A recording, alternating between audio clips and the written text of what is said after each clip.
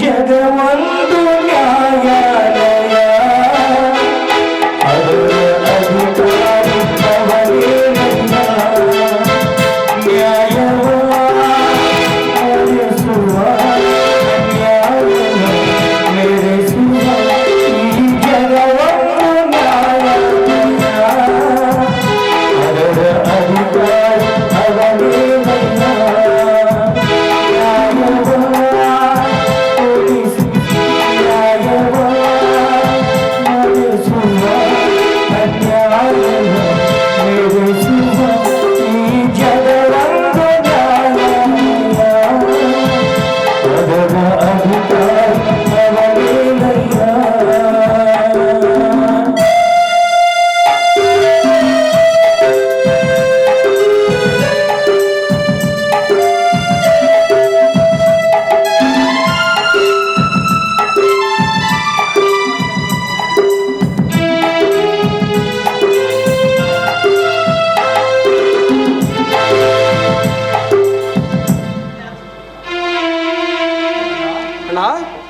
ಅಣ್ಣ, ನನ್ನ ತಂಗಿ ಕಲ್ಪನಾ ಸೀತಾ ನನ್ನ ತೊಡೆ ಮೇಲೆ ಮಲ್ಕೊಂಡವ್ರೆ. ಮಾತಾಡ್ಬೇಡ, ಅವರು ಎದ್ದು ಬಿಡ್ತಾರೆ.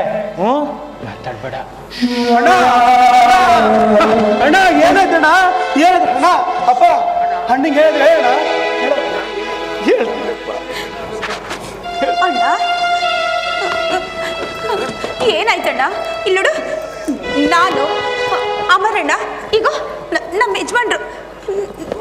ಇಲ್ಲಿ ನೋಡಣ್ಣ, ನಾನು ಕಲ್ಪನಾ. ಮಾತಾಡಣ್ಣ, ಮಾತಾಡು.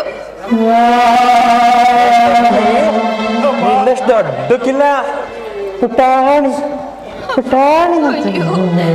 ಅಣ್ಣ, ನಾವಿವಾಗ ಬೆಳೆದು ದೊಡ್ಡವರಾಗಿದ್ದೀರಿ. ನೀನೇ ಮುಂದೆ ನಿಂತ್ಕೊಂಡು ನಮ್ಮ ಮದುವೆ ಮಾಡಿಸ್ದಲ್ಲೋ. ಇಲ್ಲೋಡು, ನಾನು ಕಣ ಕಲ್ಪನಾ. ಕಲ್ಪನಾ ಅವನೆಲ್ಲಮ್ಮ ಮಾತಾಡ್ತಾನೆ. ಅವನಿಗೆ ಅವನು ಮಾತಾಡೋ ಸ್ಥಿತಿಲಿ ಇಲ್ಲಮ್ಮ. ಏನಾಯ್ತಪ್ಪ? ಏನಾಯ್ತು? ಅವನಿಗೆ ಬುದ್ಧಿ ಭ್ರಮಣೆ ಆಗಿದೆಯಮ್ಮ.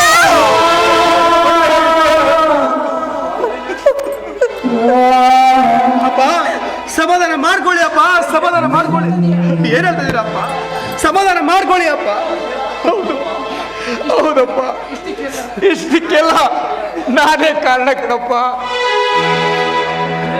ನಾನು ಮಾಡೋ ಜವಾಬ್ದಾರಿನೆಲ್ಲ ನನ್ನ ಮಕ್ಕಳ ಮೇಲೆ ಒರೆಸಿ ಕುಡಿದು ಜೂಜಾಡಿ ನಮ್ಮ ಸಂಸಾರನೇ ಹಾಳು ಮಾಡಿಬಿಟ್ಟೆ. ಒಂದು ದಿವಸವಾದ್ರು ನನ್ನ ಮಕ್ಕಳ ಯೋಗಕ್ಷೇಮ ನೋಡ್ಕೊಂಡಿಲ್ಲ. ಎಲ್ಲ ಜವಾಬ್ದಾರಿನು ಪ್ರಸಾದದ ಮೇಲೆ ಹಾಕಿ ಅವನ ಭವಿಷ್ಯನೇ ಹಾಳು ಮಾಡಿಬಿಟ್ಟೆ ಕಣಪ್ಪ.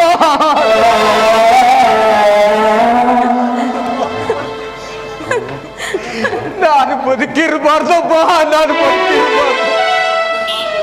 ನಾನು ಬದುಕಿರಬಾರ್ದಪ್ಪ. ಸಮಾಧಾನ ಮಾಡ್ಕೊಳ್ಳಿ ಅಪ್ಪ, ಸಮಾಧಾನ ಮಾಡ್ಕೊಳ್ಳಿ. ಏನಪ್ಪ ಇದು? ಏನಾಯ್ತು ಅಂತ ಹೇಳಿ. ಏನಪ್ಪ ಇದು? ಈಗ ನಿನಗ್ ಬುದ್ಧಿ ಬಂತ? ಈಗ ನಿನಗ್ ಕುಡ್ದು ತಪ್ಪು ಮಾಡ್ದೆ ಅಂತ ಹೇಳ್ತಾ ಇದೀಯ? ಅದೇನೋ ಗಾದೆ ಇದೆ ಅಣ್ಣ, ಕೆಟ್ಟ ಮೇಲೆ ಬುದ್ಧಿ ಬಂತು, ಅಟ್ ಮೇಲೆ ಒಲೆ ಉರಿತು ಅಂತ. ಈಗ ನಿನಗ್ ಬುದ್ಧಿ ಬಂತು, ಏನನ್ನ ಪ್ರಯೋಜನ? ನಿನ್ ಹಾಳು ಕುಡ್ತದಿಂದ ಅಣ್ಣ ಮಗು ರೀತಿ ಆಗಿದ್ದಾನೆ. ನನ್ನ ಜೀವನ ನೋಡಿದ್ರೆ ಹೀಗೆ, ಸೀತನ ಜೀವನ ಹೇಗೋ. ಅಣ್ಣ, ನಿನಗೊಂದು ಮಾತು ಹೇಳಲೇನು? ಇಂಥ ಹಬ್ದಿರು ಯಾರಿಗೂ ಬೇಡ ಅಣ್ಣ, ಯಾರಿಗೂ ಬೇಡ ಅಣ್ಣ. ಇವನು ಬದುಕಿದ್ದು ಸತ್ತಂತೆ. ಮತ್ತಿನ್ನೇನಣ್ಣ, ಮತ್ತಿನ್ನೇನು? ಅಯ್ಯೋ, ಜನ್ಮ ಕೊಟ್ಟಿದ್ ಮಾತ್ರಕ್ಕೆ ಮಕ್ಕಳನ್ನ ಸಾಕ್ಬೇಕು, ಅವ್ರ ಜವಾಬ್ದಾರಿ ತಗೋಬೇಕು ಅನ್ನೋದು ಇಲ್ವೇ? ನಾನು ಬರೀ ಹುಟ್ಟಿದ್ರೆ ಸಾಲದು, ಮಕ್ಕಳನ್ನ ಸಾಕ್ಬೇಕು, ಅವ್ರ ಮುಂದಿನ ಭವಿಷ್ಯ ಏನು ಅಂತ ನೋಡ್ಬೇಕು. ಇರೋ ಬರೋದನ್ನೆಲ್ಲ ಕುಡ್ದ ಅಂತ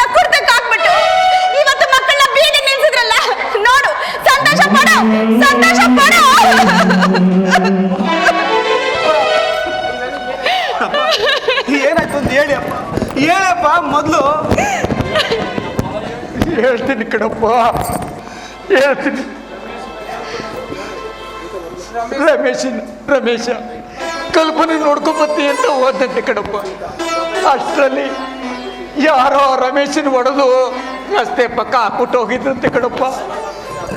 ಅಷ್ಟರಲ್ಲಿ ಅವ್ನು ಕರ್ಕೊಂಡೋಗಿ ಆಸ್ಪತ್ರೆಗೆ ಸೇರಿಸಿ ಸೀತನ್ ನೋಡ್ಕೊಂಬತ್ತೀನಿ ಅಂತ ಓದೋದು.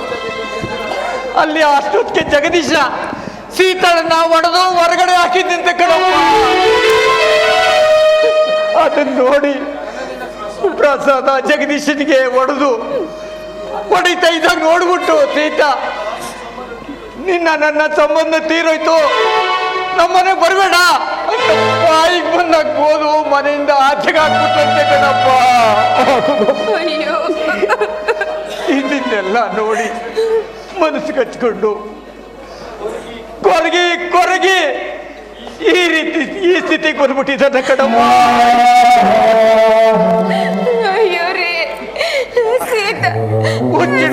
ಪರಿಸ್ಥಿತಿನೂ ಹದಗೆಟ್ಟಿದೆ ಅಂತಾರೆ. ಅಪ್ಪ ಅಮ್ಮ ಅವ್ನು ಹುಚ್ಚ ಆಗ್ಬಿಟ್ಟಿದ್ದಾನೆ ಕಣಪ್ಪ. ದಯವಿಟ್ಟು ನಮ್ಮ ಮಗನ ಉಳಿಸ್ಕೊಡೋ ಜವಾಬ್ದಾರಿ ನಿಂದು ಕಣಪ್ಪ, ನಿಂದು ಕಣಪ್ಪ.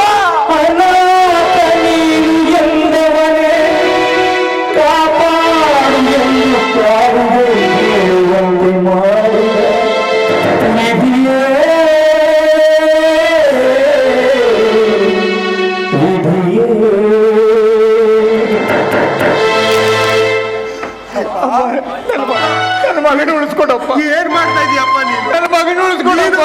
ನನ್ನ ಕಾಲಿಗೆ ಬೀಳೋದ ಈ ಕೆಲಸ ಮಾಡ್ಬೇಡ ಅಪ್ಪ. ಅಪ್ಪ ನನ್ನನ್ನ ದಂಡಿಸಿ ಕೇಳುವ ಹಕ್ಕು ನನ್ಗಿದೆ. ಹಣ್ಣನ್ನ ನಾನು ಪ್ರಾಣ ಕೊಟ್ಟಾದ್ರೂ ಉಳಿಸ್ಕೊತೀನಿ. ನಂದಪ್ಪ. ಆಯ್ತು ಕಣಪ್ಪ.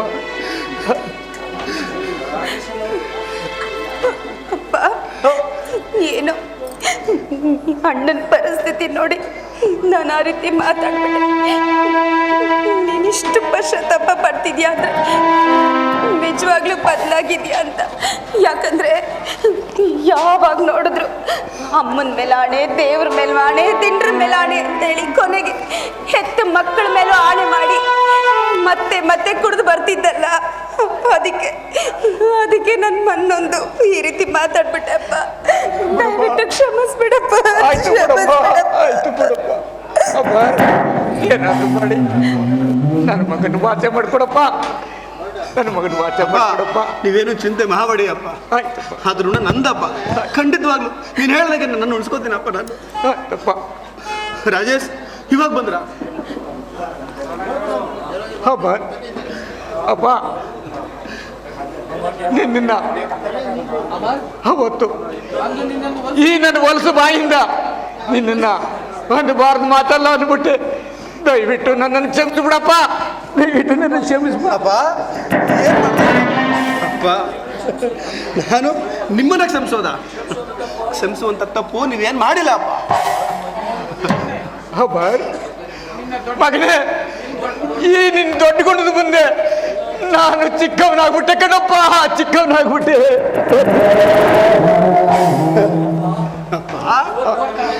ಇವತ್ತಾದ್ರೂ ನನ್ನನ್ನ ಮಗ ಅಂತ ಒಪ್ಕೊಂಡ್ರದಪ್ಪ, ಅದಕ್ಕಿಂತ ಸಂತೋಷ ಇನ್ ಬೇರೆ ಇರ್ಲಿ ಕಣಪ್ಪ.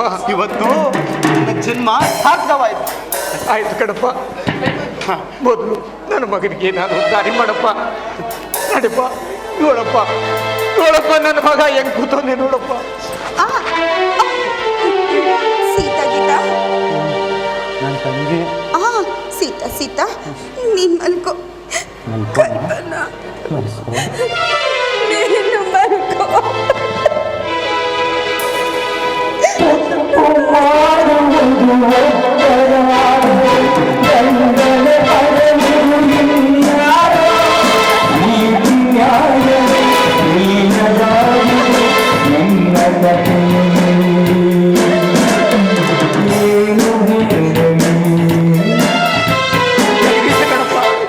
ನಾನು ಹೆಣ್ಣು ವಾತ್ಸಲ್ಯ ಬಿಡಬಾರದೆ.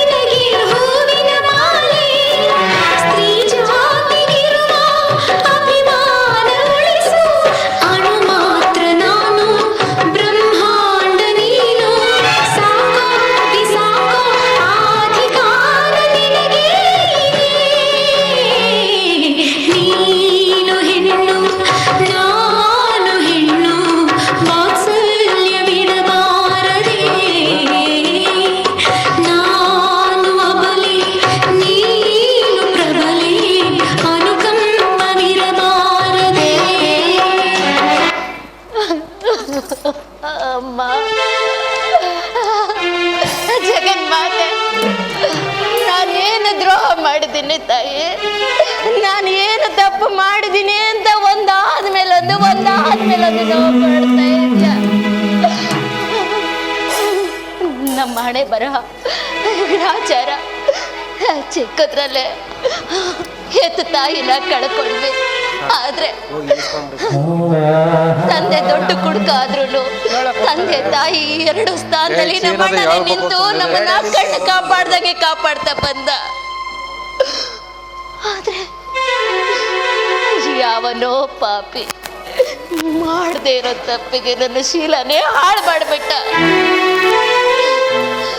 ಹೆಣ್ಣು ಶೀಲ ಕಳ್ಕೊಂಡು ಈ ಭೂಮಿ ಮೇಲೆ ಕೆಟ್ಟ ಹೆಸರನ್ನ ಹೊತ್ಕೊಂಡು ಬದುಕಬಾರ್ದು ಅಂತ ಸಾಯೋದಕ್ಕೆ ಹೋದ್ರೆ ಅಲ್ಲೂ ನನ್ನ ಸಾವನ್ನ ತಪ್ಪಿಸ್ಬಿಟ್ಟ ನೀನು. ನನಗಾದ ಅನ್ಯಾಯ, ನನಗಾದ ದ್ರೋಹ ಈ ಪ್ರಪಂಚದಲ್ಲಿ ಯಾವ ಹೆಣ್ಣಿಗೂ ಆಗಬಾರ್ದು ತಾಯಿ, ಆಗಬಾರ್ದು. ನನ್ನ ಗಂಟ ಎಂತ ನೀಚ ಅಂತ ಗೊತ್ತು. ಅವನಿಂದ ನನ್ನ ಹಾಗೆ ಇನ್ನೆಷ್ಟು ಹೆಣ್ಣು ಮಕ್ಕಳು ಶೀಲ ಕಳ್ಕೋತಾರೋ, ಎಷ್ಟು ಜನ ಮಣ್ಣಾಗ ಹೋಗ್ತಾರೋ ಅಂತ ಅಷ್ಟು ಹೆಣ್ಣು ಮಕ್ಕಳಿಗೋಸ್ಕರ ಪಾಪಿ ಕೈಯಿಂದನೇ ಮಾಂಗಲ್ಯ ಕಟ್ಟಿಸ್ಕೊಂಡು ಅವ್ರನ್ನ ಬದಲಾಯಿಸ್ಬೇಕು, ಉದ್ಧಾರ ಮಾಡ್ಬೇಕು ಅಂತ ಆಗ್ಲೋ ಇರಲು ಕಷ್ಟಪಟ್ಟೆ. ಆದ್ರೆ ಅವರಿಂದ ಸಿಕ್ಕಿದ್ದೆ ಅಂತ ನನಗೆ ವೇಶ್ಯೆಯನ್ನು ಪಟ್ಟ ಮಾತ್ರ. ಪತಿವ್ರತೆ ಆಗಿ ಪ್ರತಿ ಕ್ಷಣ ನಿನ್ನ ಹಾರಾಡಿಸಿ ಪೋಷಿಸಿ ಬದುಕಿದ್ಕೆ ನೀನು ಕೊಟ್ಟಿದ್ದ ನ್ಯಾಯ ಇದೆ ನಮ್ಮ ತಾಯಿ, ಇದೇನ? ಅಕ್ರೆಯಿಂದ ತಂಗಿನ ಮಾತಾಡಿಸ್ಬೇಕು ಅಂತ ಮನೆ ಬಾಗ್ಲಿಗೆ ಬಂದು ನನ್ನ ಅಣ್ಣನ ನಾನೇ ಹೊರಟೋಗೋ ಅನ್ನೋಗ್ ಮಾಡ್ಬಿಟ್ಟೆ.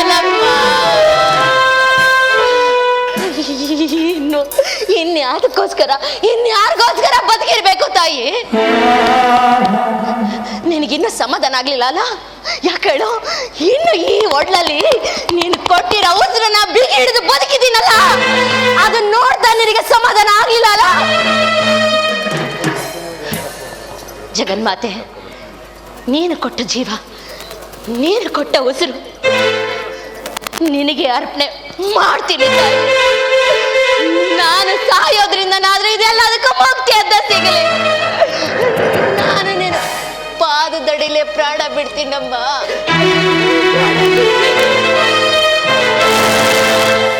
ಅದ್ಕೆ ಎಂತ ಕೆಲಸ ಮಾಡ್ತಾ ಇದ್ದೀರಾ ನೀವು? ಯಾಕೆ ಹೀಗೆ ಮಾಡ್ತಾ ಇದ್ದೀರಾ? ನಮ್ಮ ಮನೆ ಆಸಾದೀಪ ನೀವು. ಈ ಆಸಾದೀಪ ಪ್ರಕಾಶಮಾನವಾಗಿ ಉರಿಬೇಕು ಹೊರತು ಅದು ಕತ್ಲೋಗಿ ಆರಾಗಬಾರ್ದು. ಅದು ಆರೋಗೋವರೆಗೂ ನಾನು ಬಿಡೋದಿಲ್ಲ.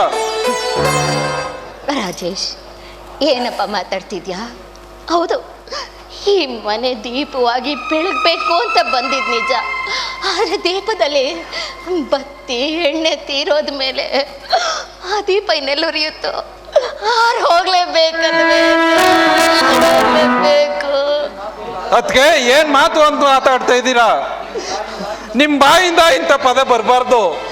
ಎಣ್ಣೆ ಬತ್ತಿ ಆರೋಗುತ್ತೆ ಅಂತ ಹೇಳ್ತಾ ಇದ್ದೀರಲ್ಲ, ಅದಕ್ಕೆ ಸದಾ ಬೆಂಗಾವಲಾಗಿ ನಾನಿರ್ತೀನಿ. ಅದಕ್ಕೆ ನಾನಿರ್ತೀನಿ. ಯಾಕಪ್ಪ ಮೈದ್ನ, ಈ ಅದ್ಕೆ ಅಂದ್ರೆ ಅದು ಈ ನತ ದೃಷ್ಟಿ ಪಾಪಿ ಮೇಲೆ ಯಾಕೋ ನಿನಗೆ ಇಷ್ಟೊಂದು ಹಾಕ್ರೆ? ಬೇಡಪ್ಪ ಬೇಡ. ನೋಡು, ಮುಂದೆ ಜನ್ಮ ಅಂತಿದ್ರೆ ನಿನ್ನ ತಾಯಿನೋ ಅಕ್ಕನೋ ತಂಗಿ ಆಗುಟ್ಟಿ ಸದಾ ನೀನು ಸೇವೆ ಮಾಡ್ತೀನಿ. ದಯವಿಟ್ಟು ನನ್ನನ್ನು ಸಾಯೋದಕ್ಕೆ ಬಿಟ್ಬಿಡು. ಇನ್ನೊಂದ್ ಸಾರಿ ನಿಮ್ ಬಾಯಿಂದ ಇಂಥ ಪದ ಬಂದ್ರೆ ನಿಮ್ ಪಾಲ್ಗಾಯಿ ಕೆಟ್ಟವನಾಗ್ಬೇಕಾಗುತ್ತೆ. ಅವಸರ ಅದ್ಕ ನೀವು ಸತ್ತೋಗ್ಬಿಟ್ರೆ ಎಲ್ಲ ಸರೋಗುತ್ತೆ ಅಂತ ತಿಳ್ಕೊಂಡಿದ್ದೀರಾ? ಇಲ್ಲ, ಖಂಡಿತ ಸಾಧ್ಯವಿಲ್ಲ. ಅದಕ್ಕೆ ಖಂಡಿತ ಸಾಧ್ಯವಿಲ್ಲ. ನೀವು ನಿಮ್ಮ ಅಣ್ಣಂದ್ರು ನಿಮ್ಮ ಮೇಲೆ ಎಷ್ಟೊಂದು ಪ್ರೀತಿ ಇಟ್ಕೊಂಡವ್ರ, ಅಂಥವ್ರಿಗೆ ದ್ರೋಹ ಮಾಡ್ತೀರಾ?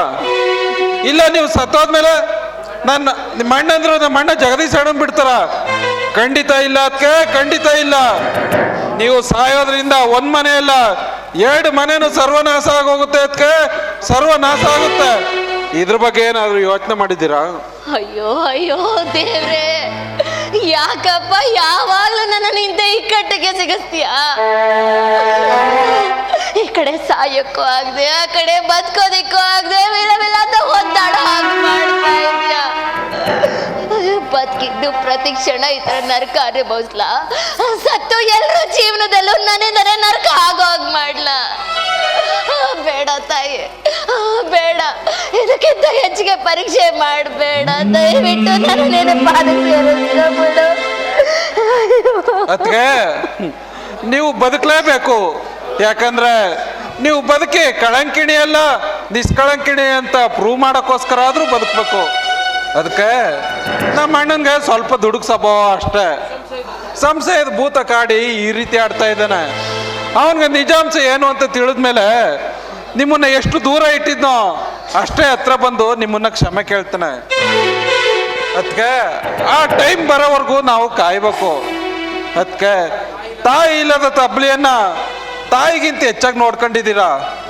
ಯಾವುದೇ ಕುಂದು ಕೊರತೆ ಬರದಂತೆ ತಾಯಿಗಿಂತಲೂ ಮಿಗ್ಲಾಗಿ ನೋಡ್ಕೊಂಡಿದ್ದೀರಾ. ತಾಯಿ ಮಗನ ಸಂಬಂಧ ಎಂಥದ್ದು ಅಂತ ನಮ್ಮ ಅಣ್ಣನ್ಗೆ ನಾನು ಕಣ್ ತೇರಿಸ್ತೀನಿ. ಅಲ್ಲಿವರೆಗೂ ನೀವು ಧೈರ್ಯದಿಂದ ಇರಿ. ಅದಕ್ಕೆ ನಾನು ನಿಮ್ಮ ಕೈ ಮುಗಿದು ಬೇಡ್ಕತೀನಿ, ದಯವಿಟ್ಟು ಇಂಥ ಕೆಟ್ಟ ಕೆಲಸನ ಯಾವತ್ತೂ ಮಾಡಬೇಡಿ.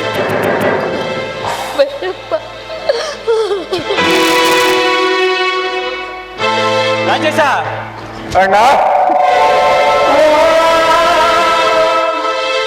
ಅಣ್ಣ, ಈ ನಿನ್ನ ಪಾಪಿ ಅಣ್ಣನ್ನ ಸಮಸ್ಬಿಡಪ್ಪ, ಸಮಸ್ಬಿಡು.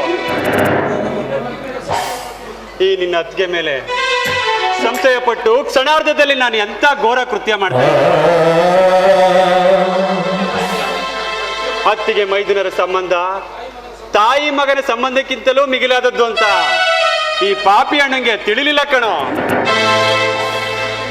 ಚಿಕ್ಕಂದಿನಿಂದಲೂ ಮೊಂಡತನದಿಂದಲೇ ಬೆಳೆದು ಬಂದೆ. ದೊಡ್ಡವನಾದ್ಮೇಲೂ ಕೂಡ ಈ ನನ್ನ ಮೊಂಡತನ ಮುಂದುವರಿಸ್ತಾ ಬಂದೆ. ಇವತ್ತು ನೀನು ಮತ್ತೆ ನಿಮ್ಮ ಅತ್ತಿಗೆ ಇಬ್ರು ಸೇರಿ ನನ್ನ ಕಣ್ ತೆರ್ಸಿದ್ರಿ ಕಣೋ. ನೀವಿಬ್ರು ನನ್ನ ಕಣ್ ತೆರ್ಸದ ದೇವರು ಕಂಡ್ರು.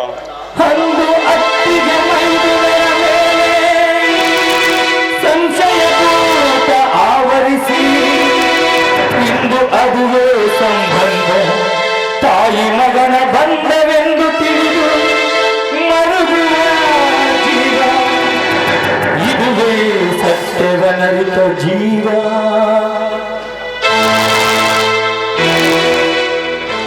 ಅಣ್ಣ, ನಿನ್ ಕಣ್ಣಲ್ಲಿ ಕಣ್ಣೀರು ಬೇಡಣ್ಣ, ಬೇಡ ಅಣ್ಣ. ಇದೆಲ್ಲ ವಿಧಿ ಆಟ. ಆ ವಿಧಿ ಆಡಿಸ್ದಂಗೆ ನಾವು ಆಡ್ಲೇಬೇಕು ಅಣ್ಣ. ಇದ್ರಲ್ಲಿ ನಿಂದೇನು ತಪ್ಪಿಲ್ಲ ಅಣ್ಣ. ಇದುವರೆಗೂ ನಾನು ನಿನ್ನನ್ನ ಏನೂ ಕೇಳ್ಕೊಂಡಿಲ್ಲ. ಇವತ್ತೊಂದು ಮಾತು ಕೇಳ್ತೀನಿ, ಚಾಚು ತಪ್ಪ ನಡ್ಸ್ಕೊಡ್ತೀಯನಣ್ಣ? ರಾಜೇಶ, ನೀನು ನನ್ನ ಪಾಲಿಗೆ ಅವತರಿಸಿ ಬಂದ ದೇವತಾ ಮನಸ್ಸಿಯ ಕಣೋ.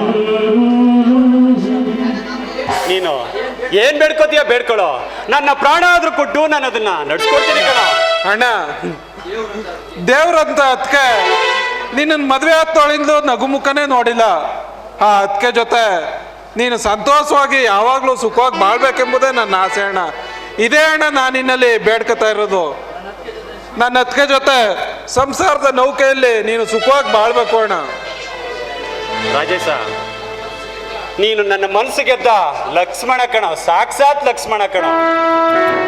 ಆಯ್ತು, ಈ ನಿನ್ನ ಮಾತಿಗೆ ಎದುರಾಡದೆ ನಿನ್ನ ಅತ್ತಿಗೆನ ನನ್ನ ಧರ್ಮಪತ್ನಿಯಾಗಿ ಸ್ವೀಕರಿಸ್ತೀನಿ ಕಣೋ. ಸೀತಾ, ಸಂಶಯದಿಂದ ಅಂಧಕಾರನಾಗಿದ್ದ ನನಗೆ ನೀವಿಬ್ರು ನನ್ನ ಕಣ್ತರಿಸಿದ್ರಿ. ಈ ನಿನ್ನ ಪಾಪಿ ಗಂಡನ್ನ ಒಂದೇ ಒಂದ್ಸರಿ ಕ್ಷಮಿಸಿದೀನಿ ಅಂತ ಹೇಳ್ತೀಯ ಸೀತಾ? ಅಯ್ಯೋ ಬೇಡ ರೀ, ಕ್ಷಮೆ ಕೇಳುವಂತ ದೊಡ್ಡ ಮಾತು ನೀವು ಆಡಬಾರ್ದು. ಏನೋ ನೀವು ಬದಲಾದ್ರಲ್ಲ, ನಿಮ್ಮ ಕೆಟ್ಟ ಗುಣಗಳನ್ನೆಲ್ಲ ಬಿಟ್ಬಿಟ್ರಲ್ಲ, ಅಷ್ಟೇ ಅಷ್ಟೇ ಸಾಕು ರೀ ನನಗೆ, ಅಷ್ಟೇ ಸಾಕು.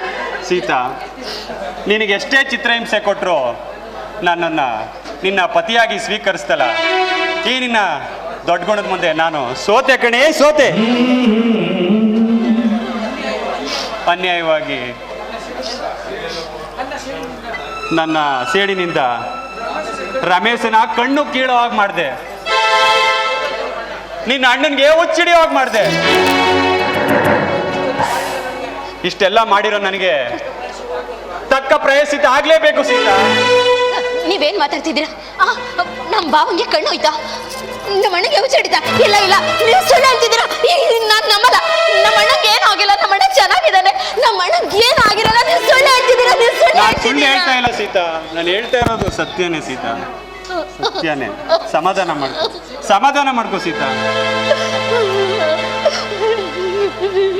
ನಮ್ಮ ಅಣ್ಣಂಗೆ ಹುಚ್ಚಿಡಿತ? ಇಲ್ಲ, ನಮ್ಮ ಅಣ್ಣ ದೇವ್ರಂತವ್ರು, ಹಂಗೆಲ್ಲ ಆಗಬಾರ್ದು. ನನಗೆ ಸಮಾಧಾನ ಎಲ್ಲ ಮಾಡ್ಕೊಳಕ್ಕಾಗಲ್ಲ. ನಮ್ಮ ಅಣ್ಣ ನೋಡ್ಬೇಕು, ನಮ್ಮ ಭಾವನ ನೋಡ್ಬೇಕು. ನಿನ್ನಮ್ಮ ಹೇಳ್ತೀನಿ, ನನ್ನ ಕರ್ಕೊಂಡೋಗಿ ನನ್ನನ್ನು ನಿಮ್ಮ ಕೈ ಹೌದಣ್ಣ, ನೀವು ಅದ್ಕನ್ ಕರ್ಕೊಂಡು ಬೇಗ ಬಂದ್ಬಿಡಿ, ನಾನು ಹೋಗಿರ್ತೀನಿ. ಬೇಗ ಬನ್ನಿ ಅಣ್ಣ.